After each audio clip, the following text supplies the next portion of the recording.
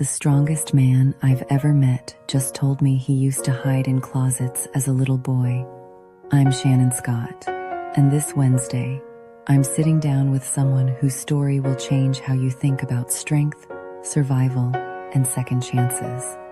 Meet Forrest Lang, military veteran, author of Angel Blue, A Song of Redemption. But before all of that, he was a child hiding from unthinkable trauma, sexual abuse, addiction that nearly destroyed him. And somehow, he found his way to redemption. This isn't just another success story. This is raw truth about what it really takes to rebuild your life from the ground up. Join us this Wednesday, January 21st at 5 p.m. Eastern on the House Mama Unity and Community podcast. Because sometimes, the most powerful conversations happen when we stop pretending everything's okay. Find us on YouTube, like, share, and subscribe to support the House Mama purpose. Some stories need to be heard.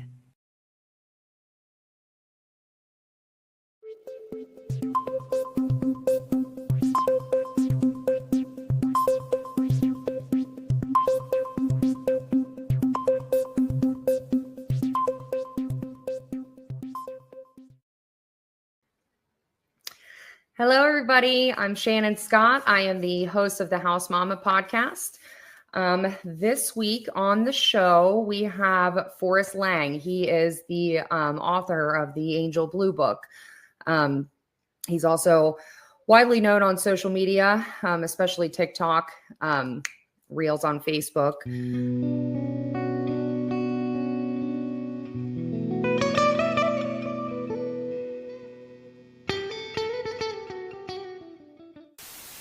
Hello, I'm Shannon Scott. I'm the host of the House Mama podcast. My story. I think it's better for connection, but I've not really opened up fully about, my journey up to this point. So I guess today is the day. Moved all around the world when I was a child. My dad was working for the government, and we lived on 5 out of 7 continents. We started moving overseas. First place we went was to Manila, Philippines. And we took a 23-hour flight, and I was just a toddler at that point. I have very, very small memories of being overseas, but the memories that are most important to me are the ones that played into my spirituality and who and what I am today. I am a mystic. I am a shaman by the right of the name is someone that sees in the dark. There's no printout paper like you would typically get if you were, a Reiki master or a Sekhmet master. The purpose of a shaman is to spend that time connecting with God. They're self-healers. In the Catholic Church, when I was younger, my mom is Catholic, my dad is Protestant. So I received my first communion in a Catholic church when we lived in Italy when I was 13 years old. I had a close relationship with God prior to that. However, religion was in our home, but it wasn't the top of the list in our home. It was more kind of I had to learn discernment very quickly. I had to learn who and what I could not actually be around in person. I can even bring it in through a phone, through a text message, through a phone call. Energy is energy. Energy is everywhere. Had experienced medical issues that almost took my life. I had an ungodly amount of inflammation in my body. I was hyperventilating. I was waking up out of my sleep, gasping for air. They couldn't regulate my heart rate, my blood pressure, my white blood cell count. I was no longer producing red blood cells. So then I was getting infusion treatments of hematology, oncology. So my heart doctor was extremely concerned and wanted to do a heart catheter. And my guides told me no. I was ready. I had the IV in. I was ready to go. And my guides very boldly everybody has something to teach you. You just have to be willing to listen. And listening is probably the most important thing that you're actually going to do in this life.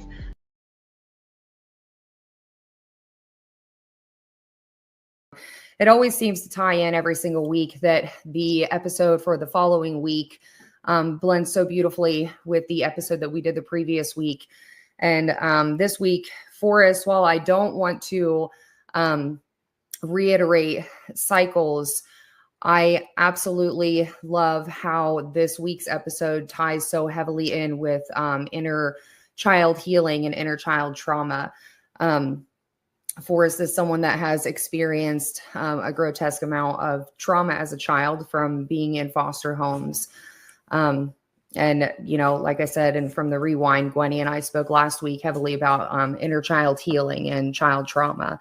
So it really plays beautifully into this week's episode. So without further ado, I am going to introduce you guys to Forrest Lang. Hi. Hello, hello. I'm so grateful that you're on the show. Thanks for having me. Yeah, nice absolutely. to meet everyone. Yeah. So, like I said, we do a lot of episodes. I have all kinds of different energy healers, workers. Last week, I had my friend Gwenny on. She lives in the Netherlands, and she works heavily with inner child healing and child trauma. And when you and I had spoke on the phone, when I was talking to you about being on the podcast, I remember you saying to me that while you do talk about the things that you have been through in your life, you focus more now on the healing and the things that you progressively do in life now to help other people. And I think that's such a beautiful thing. While I appreciate and really respect how honest and open you are about, you know, the trauma you have been through. And I'm sure you're going to touch on that.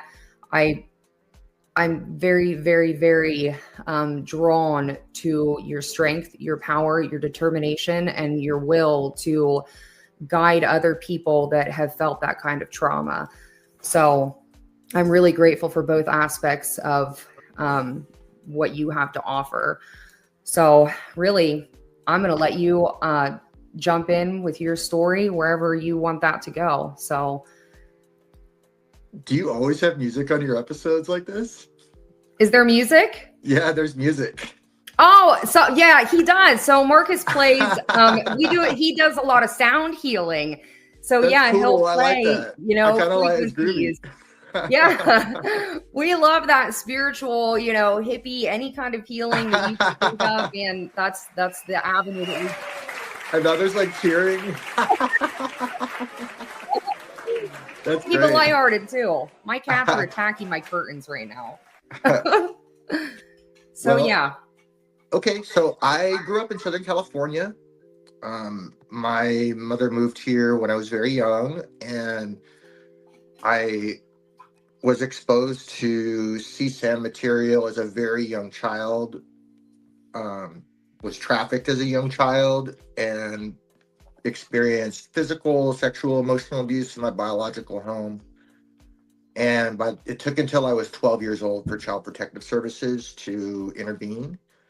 And once they intervened, they removed me from my biological home and terminated my mom's parental rights.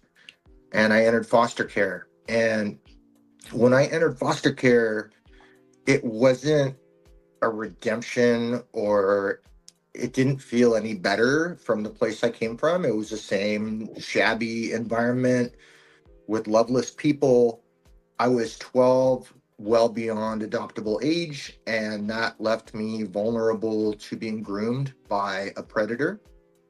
And that person took me to the movies, bought me snacks and good food and sodas, and paid a lot of attention to me. And even though what that person was providing wasn't real love, I didn't understand the difference as a kid. And I was just grateful for the attention and care and love. And that person eventually became my legal guardian. And when I was 16, the physical, emotional abuse and neglect had gotten so severe that that person tried to take my life in a murder-suicide. And I stepped out and over the threshold of that foster home for the last time at 16, and I was on my own. And even though I had escaped the foster care system, I was still struggling with addiction, chaos, poverty, and violence, which are, in my opinion and my observation, the most common outcome of that kind of trauma. And it took many years for me to learn how to lean in and unpack what had happened.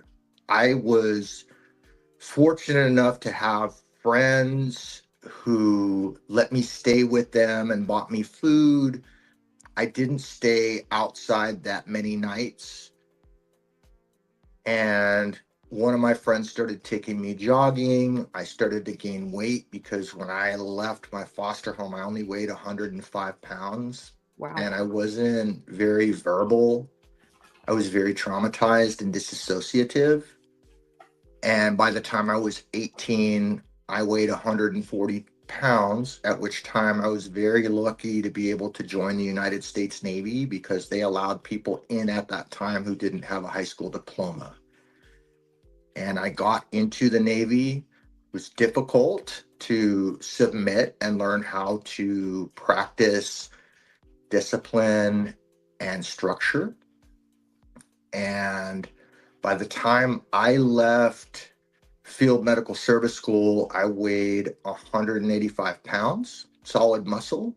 I was designated as a hospital corpsman, and I worked at Balboa Hospital, and I just wanted to forget everything that happened. I wanted to forget about the dirty homeless teenager that I had been and just be successful. And the body remembers the things that happen to us. Yes. And our ways of being or our habits or our subconscious, we make 85 to 95% of our decisions with that, our autopilot. Yes. And our autopilot is almost fully formed by the time that we are 8 years old. Yes. So although I did not know that I was creating what was in my life, I was creating poverty, addiction, chaos, and violence. Yes.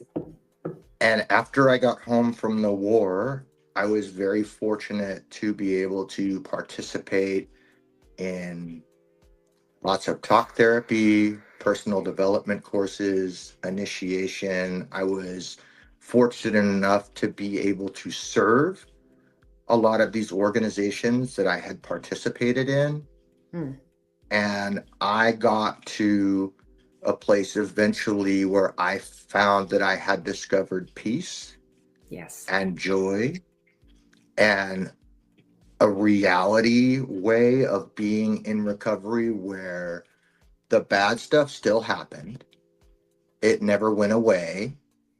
It may always be there. It most likely always will be there. I don't know that anyone's been able to change the past yet. And I don't have to be grateful that those things happen to have peace and joy. Right. I can be grateful for my recovery, the people that helped me, and the good fortune that I had to survive. Yes. Because strong people who have people helping them, who work hard, oftentimes still don't make it. There is never a guarantee.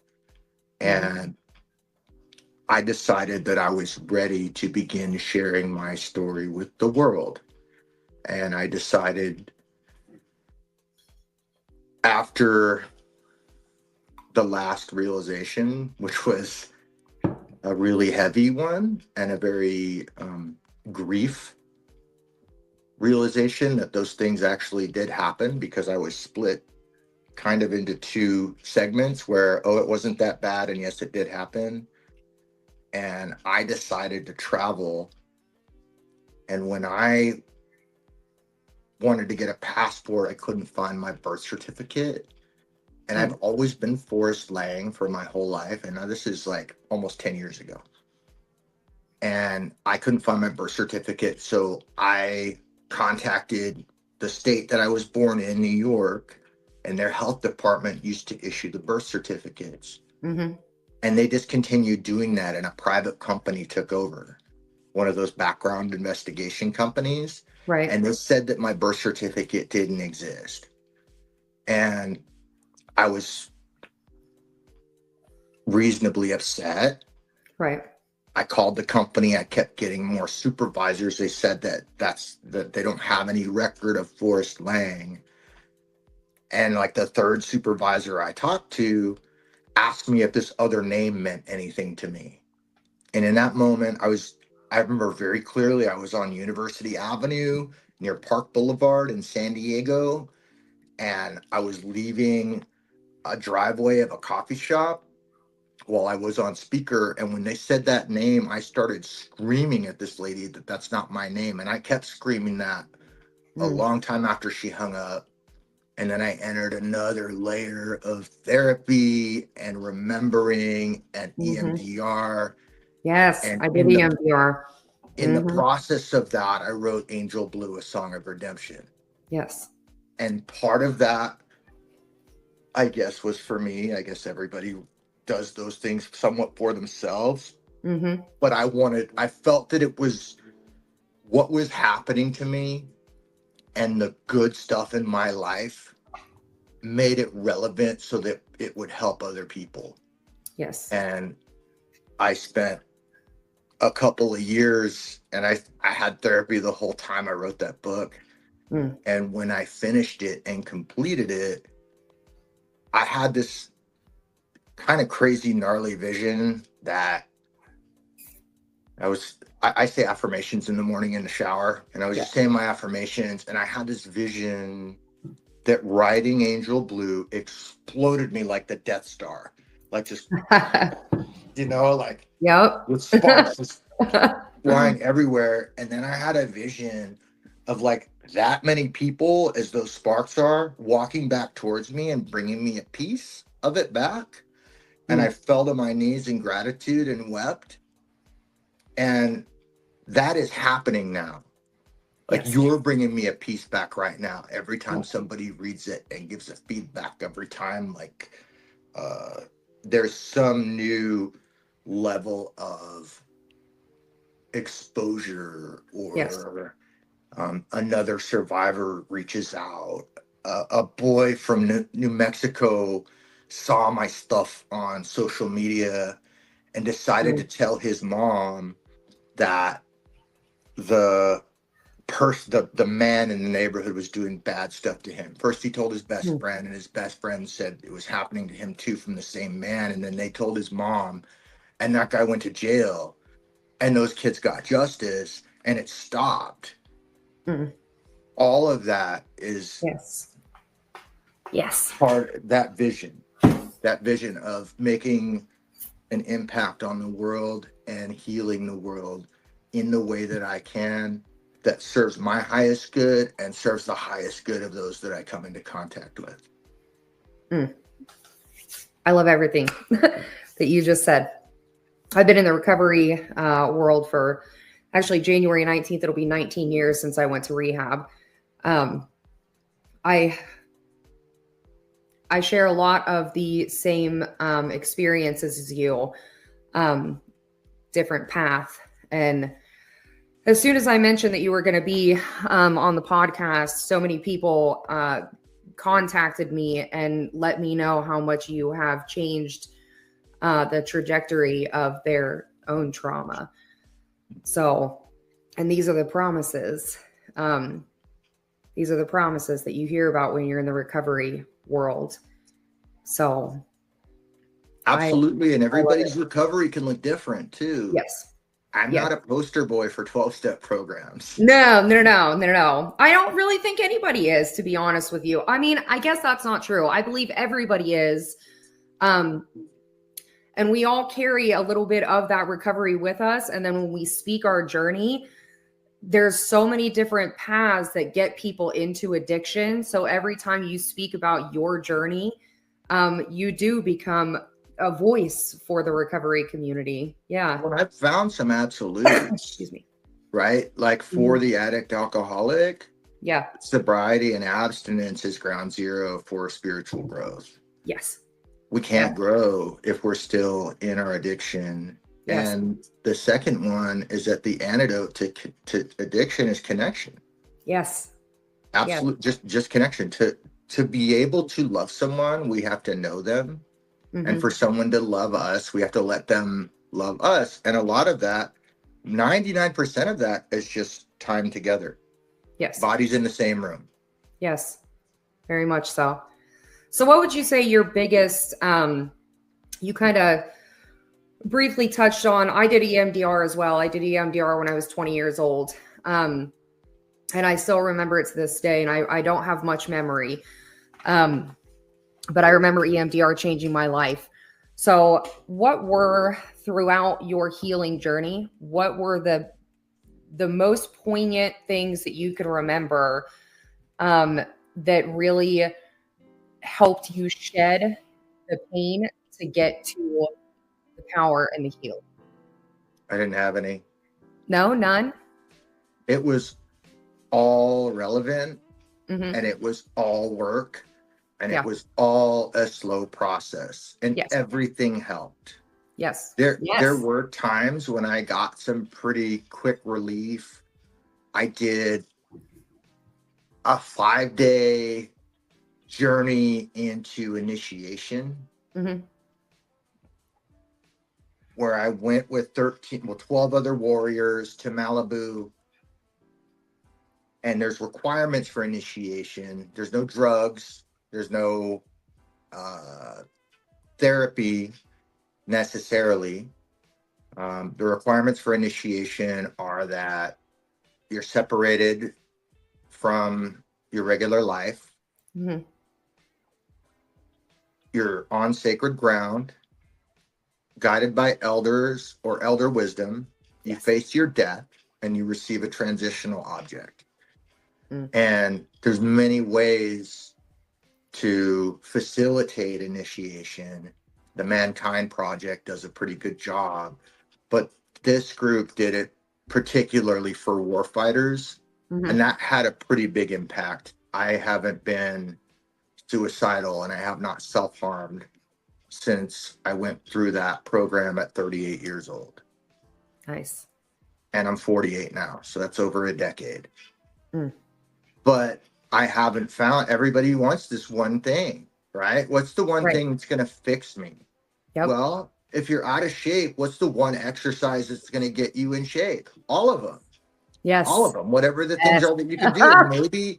Maybe you've got an arm missing, so you can't do like double arm curls. So cool. Do one arm curls. Do the exercises that you can do. I love that. Maybe you're like me and you have a back injury and can't jog anymore. That doesn't mean that I can't exercise. I can get on a rowing machine and get my blood flow going and sweat while I watch a Netflix movie. Talk therapy was helpful. Ayahuasca was helpful. EMDR was helpful. Large group awareness training was helpful. Having a spiritual practice was helpful. Meditation was helpful. It is. All of those things are. And it's not like we get a black belt and then we're just all done. Yes. It takes continued work and habits and new habits. And it takes emotional involvement, a reason why, an emotional reason why I want to change something, and repetition to create new things in our life. Yes. And there's also still consistent realizations. I grew up to be a narcissistic, sociopathic serial killer. That's what the grooming was. Yes. And I wanted to be something different. And good and evil is a choice. Yes. And empathy is learned. Yes. So I made choices that I wanted to do the right thing, even if I was unable to at the time, even if I was still violent, even if I was unaware that I was gaslighting. my partner, if I was unaware that I was in a poverty mindset, I wanted to change those things and I wanted to improve my life. So that way, and I acquired humility. So that way, when a teacher pointed out a defect to me, instead of staying defensive and hurt, once I got through the defensive and hurt, I got to go, well, is this person right? Are they correct? And really examine my life. Am I acting in this way? And being in a place where I am willing to notice things that I don't know about myself. Man, I am very spiritually inclined. I teach people, nervous system regulation.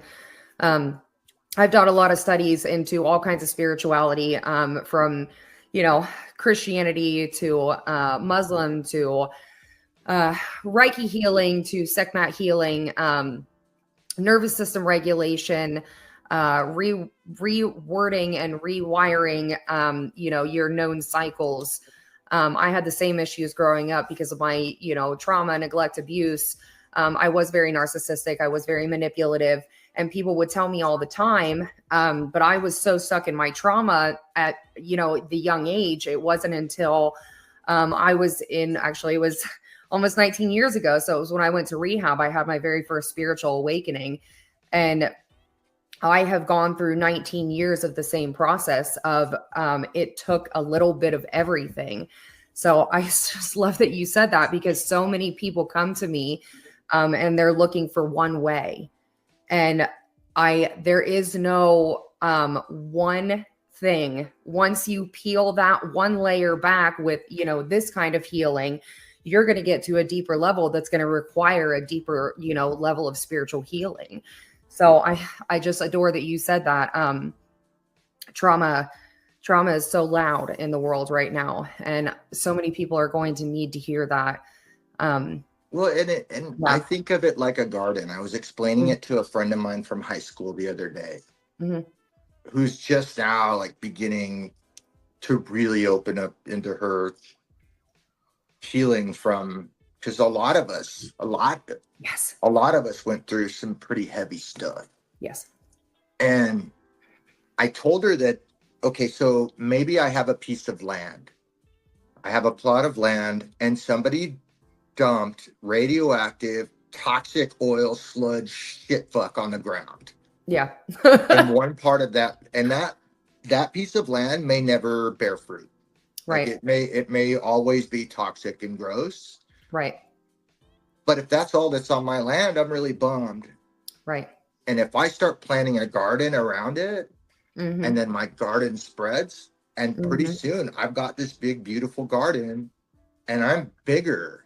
It's bigger than that piece of ground that is not good. Yes. And I haven't found that the not good goes away. Maybe it does. I don't pretend to know. But in my experience so far, it has not. I am just bigger. Yes. Yes. I have experienced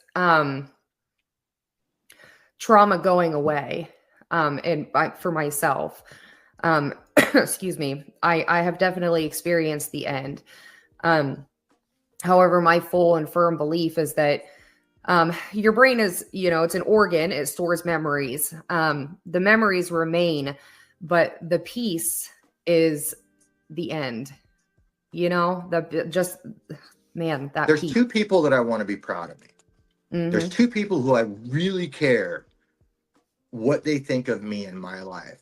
Yes. The first one is me at 5 years old. Yes. And the second one is me the moment I die. Those are the ones that, and that brings me peace knowing that right now, those two are proud of me. Yes. Yes. I tell people that same thing. My goodness, I'm so glad you're on. I tell people that as well. I do believe healing ends when that inner peace is louder. Yeah, it's stronger. Yeah, and I guess it would just depend how you think of it. Right.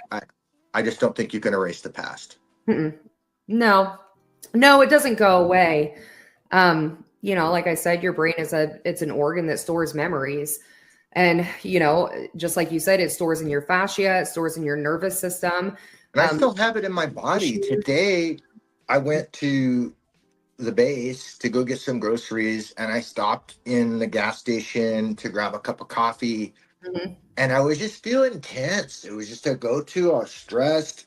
I'm headed up to San Bernardino to give like a PowerPoint presentation on familial trafficking on Thursday. I've never done anything like that before by myself, where I go with like professional people and sit on a panel and bring a pile of books. Right. And then I'm getting ready to go to Scotland to give a TEDx in February. Right. And my wife is 8 months pregnant. And I just started a new business, and I've got a lot going on right now. Right. And I was just feeling like tension and I just had a moment of clarity when I got a cup of coffee. I was like, do I get a choice in how I feel right now? Do I have a choice? And that was just a question that I asked myself. And I chose, regardless of how I feel, to enjoy the day. And I still feel a little bit stressed and overwhelmed, but it's better. And I don't know that I get a choice whether or not this tension is in my body today.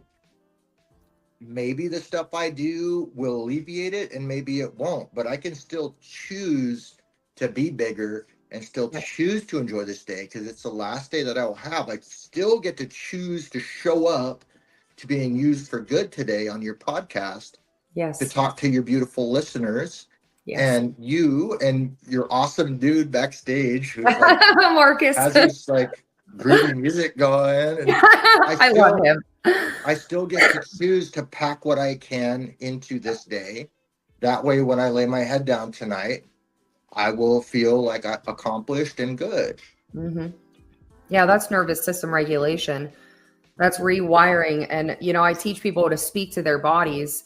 I had a shoulder surgery. It's been almost 2 years. February 8th, it'll be 2 years. And I briefly passed away during that surgery.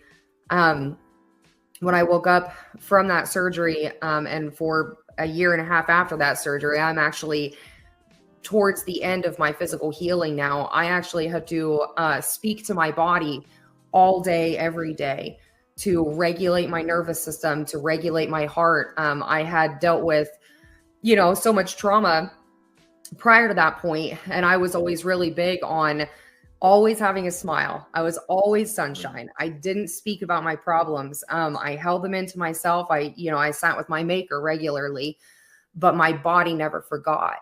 So by the time I got to that shoulder surgery, my heart was in such bad shape at that point. I couldn't maintain. So I spent a year and a half speaking to myself every single day. I would speak to my heart. If I couldn't get my heart rate down, I'd lay in the dark and in the quiet with my eyes closed. And I would just focus on my heart calming down. I would feel my nerves all through my body firing off. I would be gasping for air because I didn't realize I had held my breath for 20 years. I had to remind myself to breathe. And, speaking to your body on a regular basis it's how you re-regulate your nervous system. And not just our body, the things that we say out loud matter. Yes. And not necessarily like storytelling. Storytelling is different than declaration. Declaration is stating what is. Storytelling is what happened. Yes. And declaration is also what will happen. So if I just mindlessly repeat the thoughts in my head like this sucks, I can't believe I have to sit in this traffic. Yes. Work sucks. I can't wait to be done. I'm waiting. I can't wait to be done waiting. Right? Waiting is the stupidest thing that human beings do. Because you could tell somebody that they're waiting for something and they immediately become unhappy. Yes. I don't wait for things. I am present regardless of what's going on, if I'm in a waiting room or if I'm on a roller coaster. Because they don't get to dictate how I feel. Yes. About my circumstance. And you could take I was watching a TV show the other day where there was a man, maybe it was real or maybe it was a story, like a fictional story, I don't remember, but he was in the jail and he was a deputy. And then he got arrested and he got put in the cell. And his whole demeanor was very different. I bet. But he was the same man in the same building. One was free and one was not. And that was his choice, how he felt. Free or not. Yep. We call it the space in between. I have felt 100% free in places where I was physically restrained. And I have felt 100% in prison sitting on the beach. Yes. Yes. Man, that's powerful. It's powerful. I'm not saying that I'd be happy to go to jail right now. Like, nobody wants to go to jail, but what I'm saying is that we can choose. Yes. We can always choose our reaction to our circumstances. Always. Always. And that's we teach that actually. It's not about what's done to you, it's about how you respond to that. And we call that waiting the space in between. A lot of people, they don't know how to slow down. They don't understand how to slow down until they're forced into a position where they actually have to slow down. You're forced into a position where you had to slow down. You either had to, continue on the way you were going or choose a different path. So you chose to slow down and enjoy that space in between and remain present. It's very important too that you said that, because I very heavily try to teach people of that also. They have a very hard time slowing down and remaining present. So yeah. That's not easy. Most good things aren't easy. Correct. Yeah. Yes. Yeah. Not even close to easy. It's the hardest thing you're ever going to do, but it's worth it. But worth it and worthwhile. And I wake up every morning next to the woman of my dreams. Yes. We have a tiny little beach house. I can hear the waves crashing into the cliffs. My little dog comes and nudges my phone out of my hand while I'm drinking coffee, so I will pet him. My daughter is grown and successful. Yes. And I have a son on the way, like a surprise son at 48 years old. And fuck what they say, it's not a geriatric pregnancy. She's fine. I don't care what they call it. We're having a baby. And I get to do what I want to do. I get to create art for a living, and I created that, right? I'm the one that made the decisions to put myself in that position to be able to create art and get up when I want to and go to bed when I want to. I mean, I created a beautiful life when I found out that I had the power to do so. Yes. I didn't know that I had the power to do that. Correct. No, you're isolated. Your nervous system was dysregulated from, the time you entered this life. So you were in constant survival, fight or flight, always with someone trying to direct. Someone hurting me. They hurt me. Yeah. And it wasn't okay. And I'm not grateful for it. And it didn't make me strong. Yeah. It made me weak. And it slowed me down. Yes. And I will never say that I don't regret that shit happening or that I'm glad that it happened. Like, I'm not. I don't think that that's necessary to have peace and joy. No, everybody's journey is different. It's absolutely not necessary. No. No. So what do you do now? What do you do now for your community and people around you? And well, right now I create art. I'm a tattooer. Yes. And I really enjoy that. I host a veteran meditation meeting every Monday. So that's tonight at 7. And I speak, and there's something that I came up against sharing my story publicly, something that's pure evil and right under the surface, and yet visible and prevalent everywhere once we open our eyes to it. And it's the culture that excuses her. Yes. So when if I disclose that I got molested, people are like, oh my God, he should die. And I'm like, well, but actually he was a she. And I was 12 to 16. They're like, oh, what are you talking about? Was she hot? Lucky guy? Wow. You really have a problem with that? What are you, gay? Like, what's it? And it's a subconscious culture that people don't even realize is there. It's part of our cultural subconsciousness that little children are somehow lucky to be violated and stolen from if the pedophile is female. Yes. And some people accuse me of attacking women or having some hatred for women by bringing that to light. But there are women survivors too. Yes. Who struggle with the same thing and maybe even worse. And my posture is that children are off limits, period, no matter what anyone looked like, no matter who asked who to do what. And the joke, if it was ever funny, if child rape was ever funny, it stopped being funny a long time ago. Yeah. And I am disheartened by seeing glamorization, glorification, and nostalgia about that in popular culture and our movies and music, in general conversation, overtly and covertly, implicitly and explicitly. And it's time for that culture to end. I'm with you. There doesn't need to be a worse punishment or we get to treat that the same, because the greatest danger to any civilization is its failure to protect its children. Correct. And we are fucking failing miserably in that. The first step to healing and recovery after that evil was inflicted on us as children is disclosure. And there are many, many people who are afraid to even disclose because they know they'll just get ridiculed and made fun of and disregarded and the opposite of validated. Yes. And it's my goal right now in my life to end that culture, completely end it. I'm grateful for that. I'm big on forgiveness. Very, very big on forgiveness. I truly am the type of person that, washes the feet. But the only thing that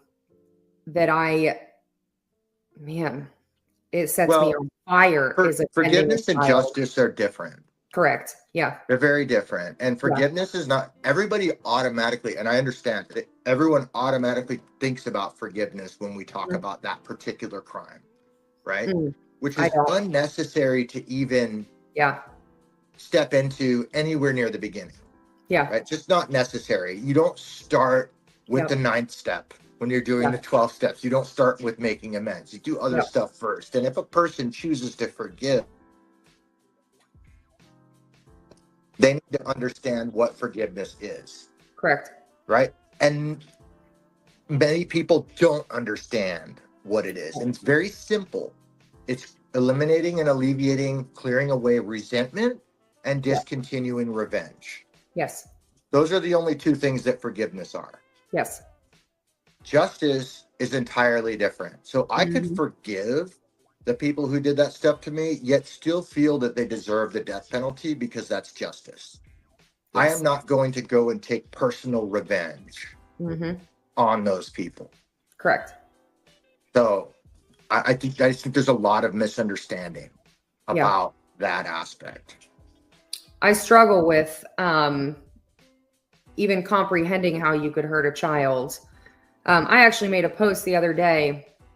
There was I don't even remember her name. The day she turned 18, she started an OnlyFans page and she made $3 million on that day.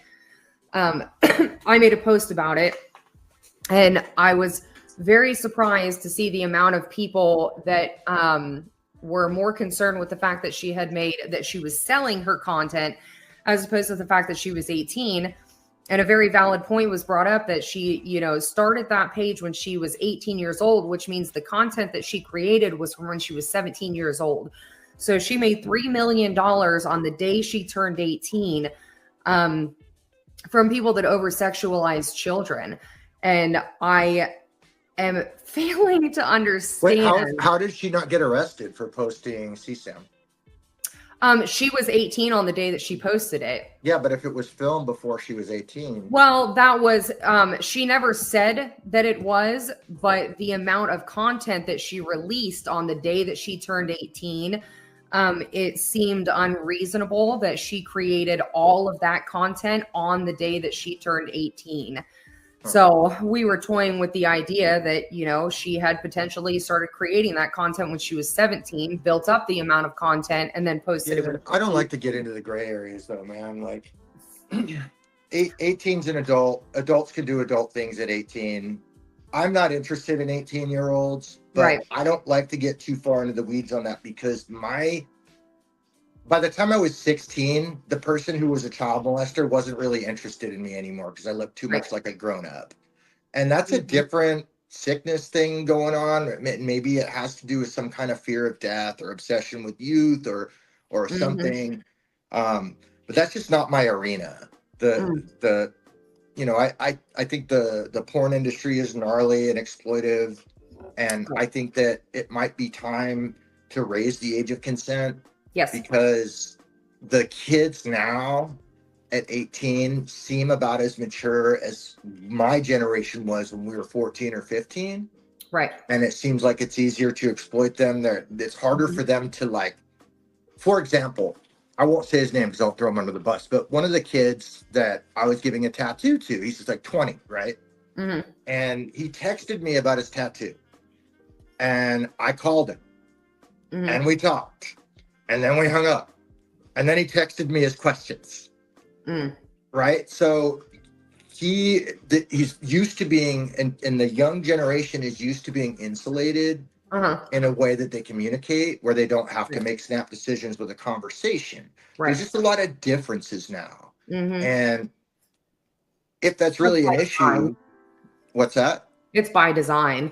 Yeah, but if that's really an issue, then we should raise the age of consent to 20. I agree. 18, to vote? You're telling me that's a teen. That's a teenager. That's, to me, I hear 15, 18. You're a teenager. You are not, in my mind, an like adult I think Elvis was a piece of shit.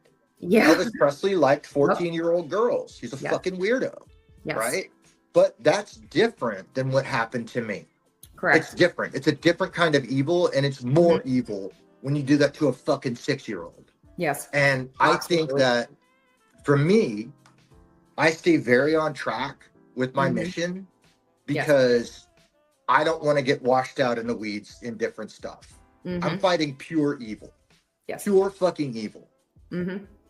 Not We some over-sexualize. bone-headed kid. Like, I thought about it when my kid was like 15, 16. I was like, if some 18-year-old did something or like whatever, and it was quote unquote consensual, I'd be like, dude, you've got two choices, right? And I thought about this. I was like, you can show up at my house, I can beat the fuck out of you, and you can never see her again, or I can call the police and you can be a registered sex offender for the rest of your life.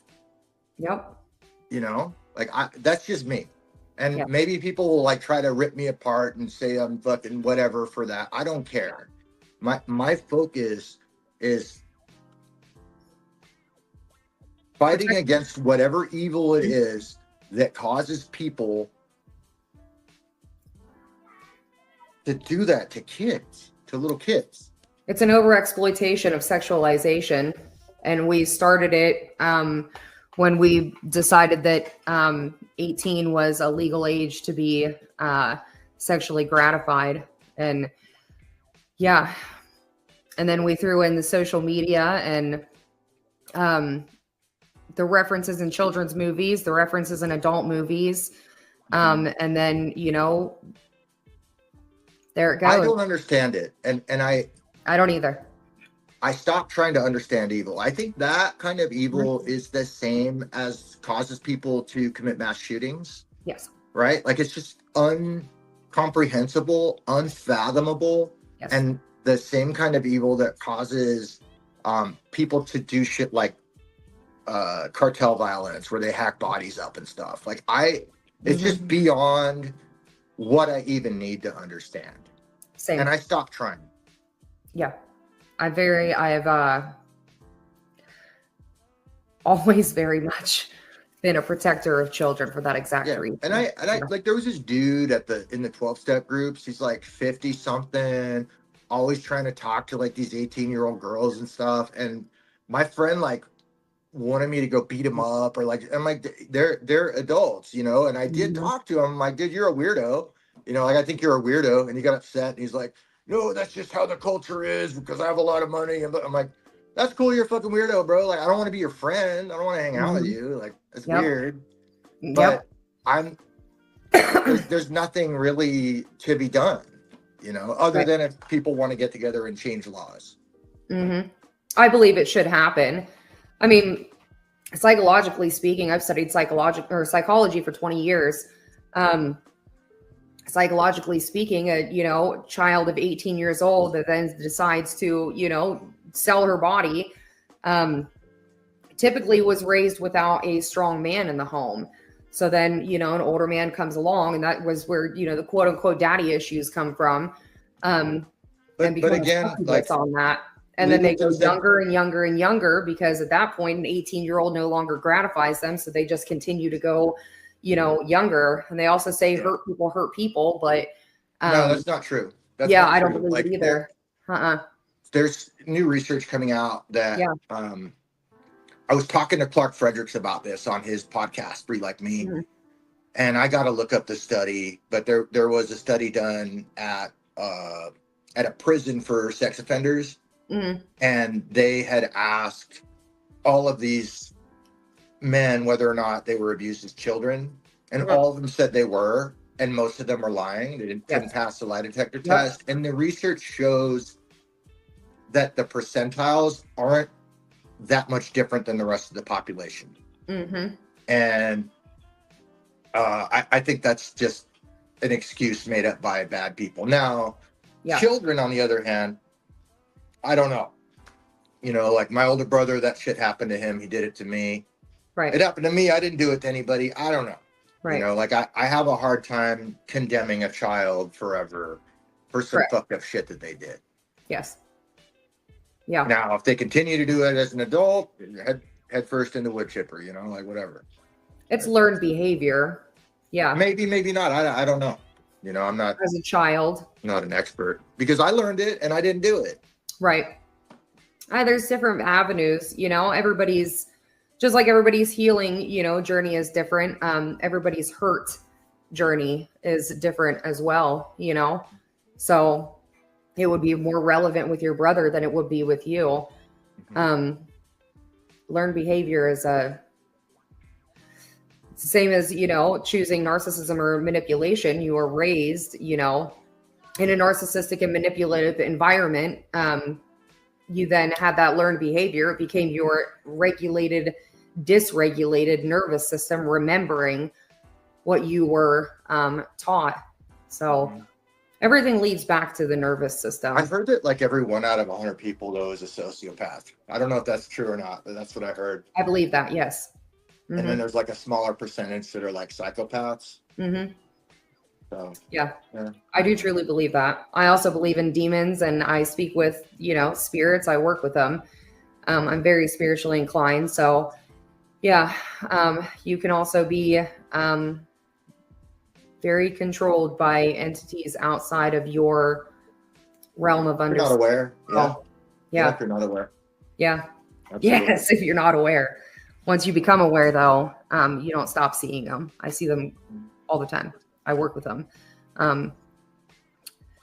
You can also have very deep-rooted ancestral sexual trauma. And that will pass down through your families as well. That actually ended with me, but it was in my ancestral line, and it was very, very hidden. And I had absolutely no idea actually until December of 2023.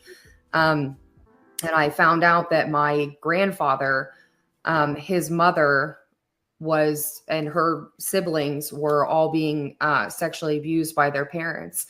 And my grandfather dealt with that trauma and never assaulted my mother, but sexually, but physically, mentally, emotionally. It passes down through ancestral lines without a doubt. So yeah, it's very deep rooted in our society.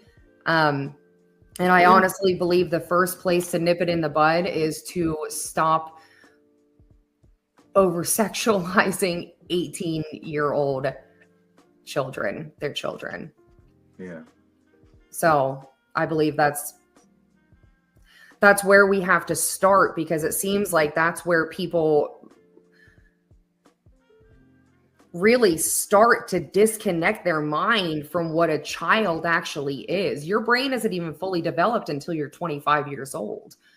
So if we were to look at, the physiology of your actual body, you're technically still a child physically. Well, you still see a pediatrician at 18. Oh, right. My kid Right. was so mad, dude, when she had to go to the doctor and it was her pediatrician. Right. Yes, that's what I'm saying. We have to really draw that back as far as, young child offenders.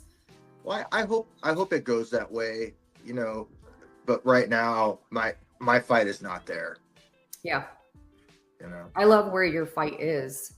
Yeah. I love that not only for you, but I love it for the people that get to watch and listen to you. The age of disclosure, like the average age is still 52. Really? There's so much shame. Yeah. I was going to say. So much like fear of not being believed. Mm-hmm. Yep. And by the time the average person discloses, yep, the offender has affected 90 lives. Yep. Fucking I'm not crazy. Surprised. I work with a lot of people on releasing shame and guilt as well. It festers and it grows, and you actually will feed the darkness by allowing that shame and guilt. You will continue to feed your own darkness. And I think it manifests in poverty, addiction, chaos, and violence. 100%. In my observation, that's the after effect. 100%. Yes. Those were all things that I struggled with.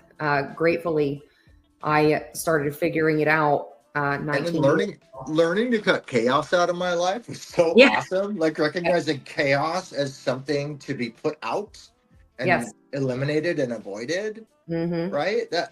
Wow, how freeing is that?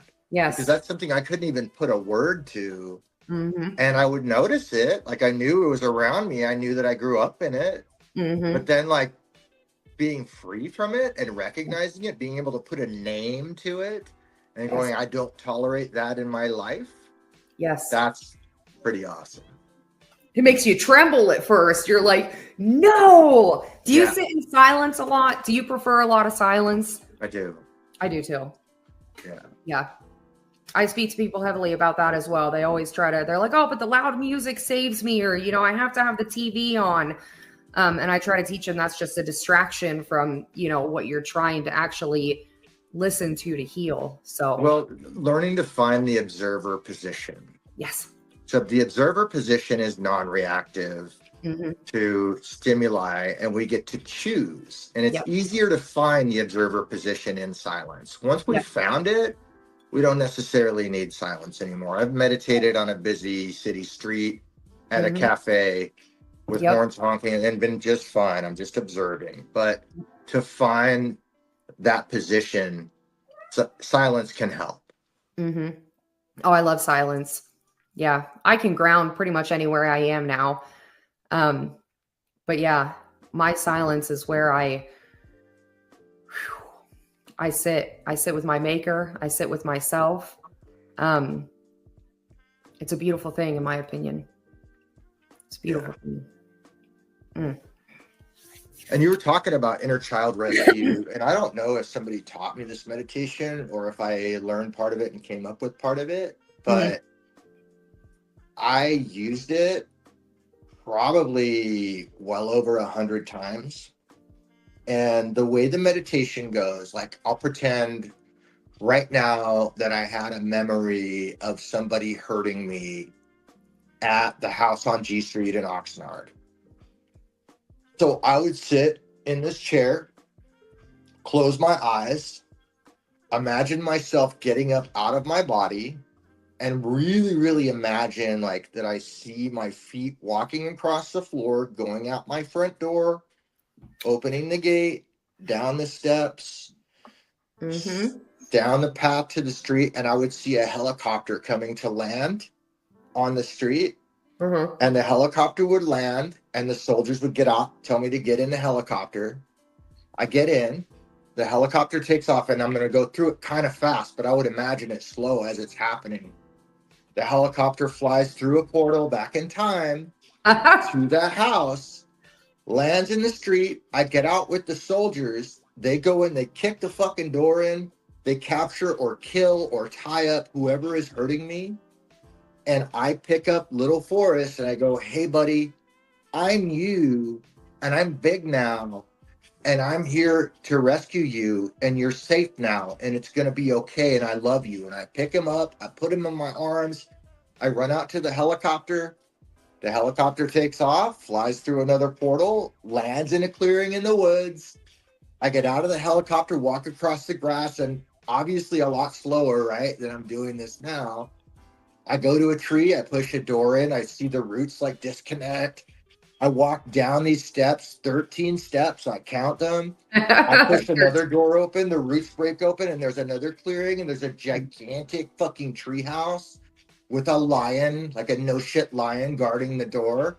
I bring little Forrest in there at whatever age he is whatever room he goes in. And I go, this is your home now. You're safe. I'm with you always. I love you. Everything's going to be okay now. Here's everything you could have ever wanted or needed. And then I leave him there, back across the clearing, close the door, back up the 13th steps, out, close the door, get in the helicopter. Helicopter takes off, flies through the portal, lands in the street, and I imagine myself walking back to my body. I have fucking wept every time I did that meditation. Every single time that I went and got a piece of myself that was stuck back there alone and hurting. And I am complete now. If I have another memory of something, I will go get him again. I've even gone and got myself at 23 years old. Yes. I went and got myself from the war. I've gotten all these frozen, hurting parts of myself and brought them home to my treehouse. What you're doing is remote viewing. Has anyone ever told you that? Mm-mm. Yeah, that's astral projecting and remote viewing. So, that might be something you want to independently, that might be your next step. But yeah. I don't know. I try to stay on this plane. You know, because like I'm a regular dude. I'm a blue collar dude. I don't want to get way too far out anywhere because the people that need me are right here. The ones that really need me are at the beginning. They're at the fucking beginning. And if I get crystals and robes, and not that there's anything wrong with that. Like if you want to do that, that's cool with you. It's just not for me. You know, like I want to stay right here. I'm a ground zero person too. Yeah. I am very spiritually inclined. I do work heavily in, you know, everything spiritual. But my personal path is right at ground zero as well. Yeah. And that message has been a lot. I did ayahuasca and I saw death. Yeah. I saw what it's like on the other side. At least that's what my vision was. Yes. And I'm still cool with being like right here. Yeah. Well, yeah, you're a protector. So the lion that you see is representative of protection. Mm-hmm. So, yeah, you're a protector. Lions are pretty cool. I don't know if I'd want to hang out with a lion, though. They're kind of scary. Well, yeah, they're supposed to be. They protect, you know? Yeah, but in real life, they'll eat you. Uh-huh. That's the king of the jungle. You hear me? They're cool you're to think ground about. Zero. As a spiritual symbol, they're pretty cool, but I don't know if I want to be near a real one. No, I don't think I would want to be either.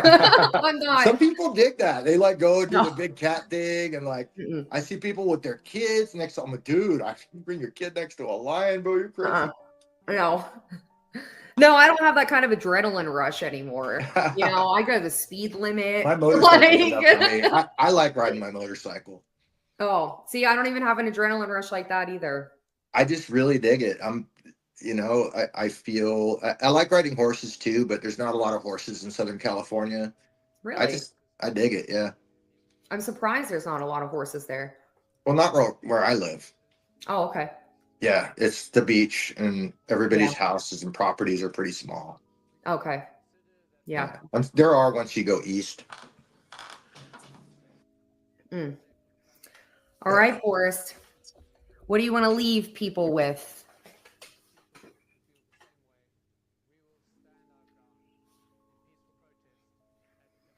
You are loved. You are enough. You are valuable. Your life is a precious and priceless gift. The chances of your birth are about the same as winning the lottery 4 times in a row. Your life has meaning. Your story's not over.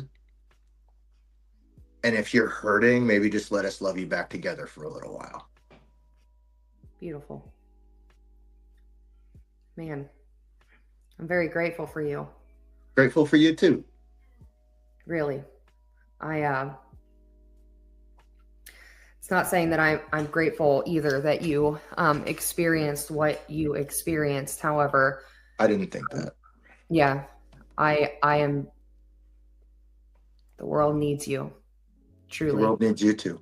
Oh, thank you. I really appreciate you being on. I love the name of your show too. It's so sick.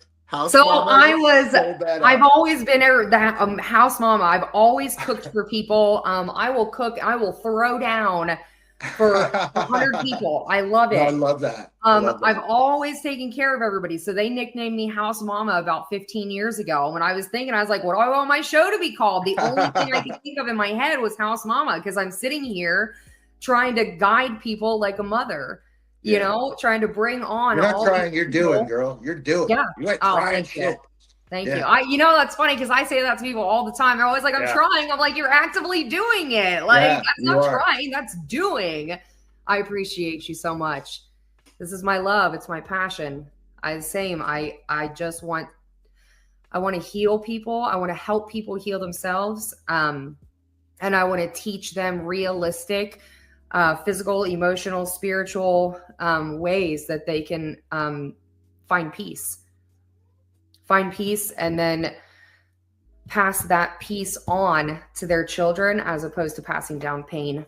Generational pain is so real, and it just doesn't have to exist. So I'm grateful for you. Congratulations on your son. You're going to be an excellent father again.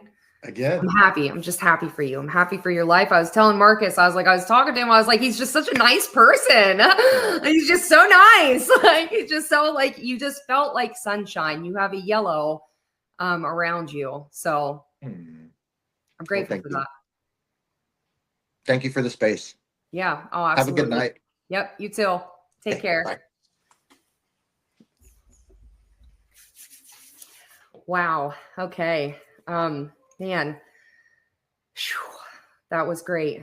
I've always been very, very, very passionate about children. The only quote I've ever had on my Facebook page has remained, if you want to change the world, go home and love your family. I have been 3 different parents to all 3 of my children. Each one of my children, I learned a little bit something more about how to be a better parent to them, while also experiencing the healing of my own trauma and pain. So my passion for children runs so deep. I do become a very, very big protector when it comes to kids, emotionally, spiritually, mentally, physically, it doesn't matter. Like we were touching on, there's quote unquote the age of consent at 16, quote unquote, adult at 18. I guess that's just a matter of, opinion. But like Forrest said, to have a small child, oh my God, that's just an act of complete darkness. That's a demon, and there's no place for it in this world or the next. So we really need to protect our children. And if that starts at 18, so that we can start going back and understanding that, man, I'm stuttering on my words. This is such a difficult conversation for me. It always has been. But I appreciate Forrest. I appreciate the power that he's putting back out into the world. I appreciate the understanding that he has, not only of his own individual and personal spirituality, but of his own healing journey. I appreciate that he vocalizes it so loud, and that he stands up against people that believe that if you are harmed by a woman, that you're not actually harmed. I appreciate his voice. I appreciate him speaking truth. We avoid truth a lot in this world because we're afraid to offend or push away friends, family, relatives. And that's no longer the case. At this point in time, we are in the age of Aquarius. So what you are not changing, you are choosing. When you know better, do better. And children should always be off limits regardless. Period. That's it. That's it for me. That's it for me. That's the one thing in this world that I will never back down from, is that our children are to be protected, period. Yeah. His healing journey on the other side, though, and his ability to give back to other people. I just am at a loss for words. He's extremely powerful, beautiful heart. And he's going to do really great things, which, he's already doing in this world. So I'm excited to be able to share that love with the people in my life that follow the podcast or follow me on Facebook. So I am going to leave you guys with the reminder that these children are our responsibility. We talk a lot about healing the adult, but we wouldn't have to heal so many adults if we were coherent and comprehensive of what was actually happening to our children. And if we stood up and vocalized it and defended them before it got to a point where we were then healing broken adults. So I always say, let's raise children that don't have to recover from their childhood. My passion for children runs very deep. So I'm glad you guys got to sit in today. Thanks for watching the show. Thank you, Forrest, for being on the show. And we're all just walking each other home, guys. If no one told you today, I love you. We'll see you guys. 5 days in Costa Rica paradise with mind, body, emotion ceremonies for only $1,666. I am talking about the Sacred Light Spring Retreat happening May 2nd to 6th at Jocko Beach, hosted by shamanic energy guide Marcus Crystallite, his queen Rhonda Clark, and his family. Picture this. You are staying right on the beach at Jocko Bay Towers, experiencing sunset sailing, legendary waterfalls, and connecting with sloths and monkeys at Manuel Antonio National Park. Your days are filled with cacao ceremonies, beach yoga, divine union teachings, and sound baths, while your evenings feature heart-made vegan meals and bioluminescent adventures. Airport transportation included, payment plans available, but you will need your passport ready. For just $1,666, you get 5 transformative days with your soul tribe. Quick spaces are limited, so register through the Jotform link below or visit li.sten.2 Sacred Light Retreats. Questions? Email Marcus at marcus.23@gmail.com. See you in paradise this spring. Wholeness, balanced love.